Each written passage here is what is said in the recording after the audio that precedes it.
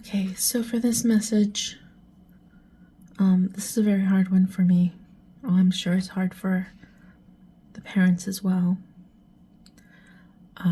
But I am an empath, and I do pick up on emotions, and before I started this reading, I was already crying in grief, so I'm trying to keep it together, which is likely what you are doing as well, and that's sort of what I got from the reading. Let's just get into it.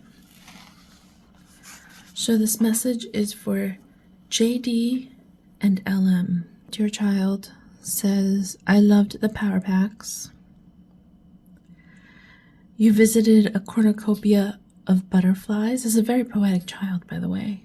I'm not sure how old the child was. The way the baby spoke was very poetic. The images were very strong. So you visited a cornucopia of butterflies. That was the child's word, not mine. So I don't know what that means to you, but a cornucopia of butterflies. And everything was in a cupcake of colors. A cupcake of colors. It's a very imaginative little child. Oh, you know what? I did see, now that I remember, I'm reading this over and I'm remembering that I did see a child that was, I want to say between 6 and 9 is what I saw. I saw the child with a mother type figure on a fence. Not a fence, I'm sorry. On a bench.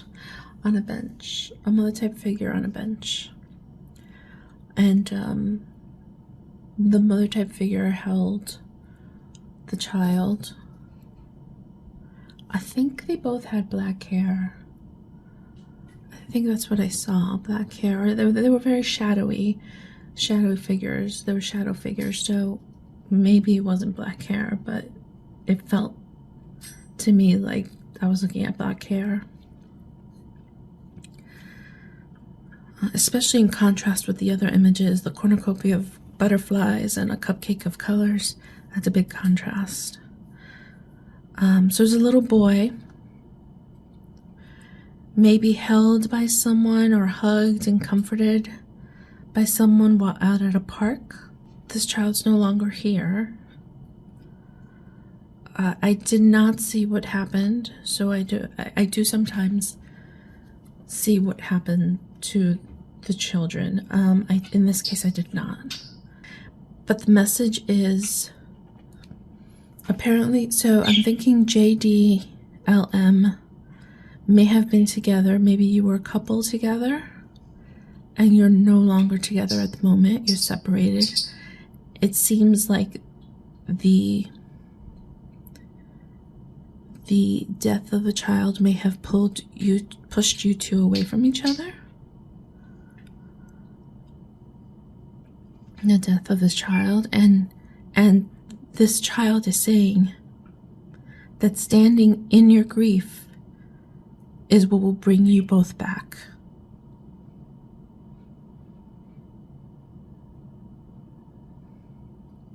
It'll bring you both back to love. So you guys have that common bond of grief. Okay, so I just got a message that said every park has one. Every park has one. Standing in grief is how you unite. It's the path back to love. Grief drives a wedge between a lot of people, including couples who have lost a child. It does drive a wedge between them. So I feel like JD and LM, right now you are not in contact, or you're not communicating somehow. And it has to do probably with your child passing, or with the child passing. But he is saying that you two are lobsters, which if you know anything about that, that's sort of like a soulmate type thing. Basically, it's just saying that you two are meant to be together and you belong together. And so this wedge between you needs to stop. And he's saying that standing in your grief and not pushing that away, but instead being together and uniting in that grief is how you two will come back together again. Because you both share that same grief. Whatever it may be, the path back to love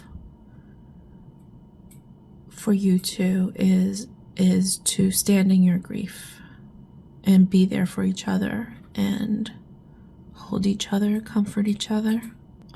I am assuming that it's the parents. I just thought maybe it could be a child too. It could be, you know, a single parent and an older brother or something like that. The other thing I had was, the other messages I got were West End Street Maze. So it sounds like the child is bringing up a story that you two may have gone through, which is there's a maze on West End Street, and you two were lost in that maze. And he said, hold on tight to me, mommy.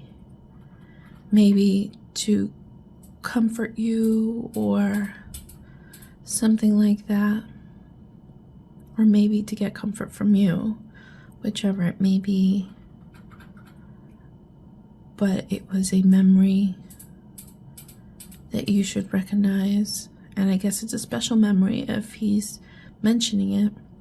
Hold on tight to me, mommy. Hold on tight to me, mommy.